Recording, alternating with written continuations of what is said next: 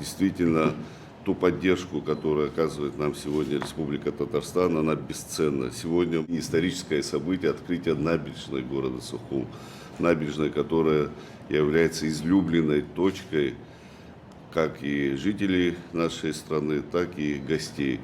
И часть этой набережной, безусловно, будет связана с Республикой Татарстан, лично с вашими усилиями, которые вы сегодня прикладываете в рамках наших взаимоотношений. Конечно же, я не могу не отметить проведение национального праздника Сабантуй.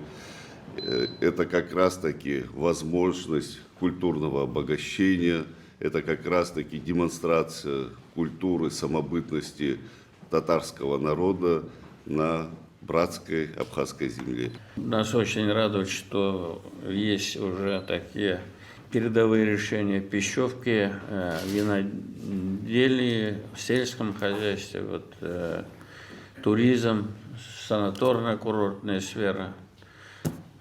Много направлений, которые сегодня ваша страна развивает. Следующее направление – это студенты. Я думаю, что студенты – это некое связующее звено будет. У нас 22 тысячи иностранных студентов в Казани, только 4 студента из Абхазии. Давайте посмотрим. У вас, наверное, есть квоты. Присылайте. У нас много хороших вузов.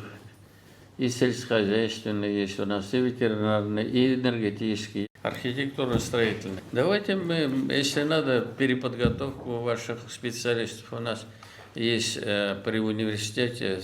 Мы готовы, значит, организовать. Мы татары будем отправлять. Хотел бы поблагодарить вас за ваше внимание. Очень открытые, очень добрые люди на этой земле живут.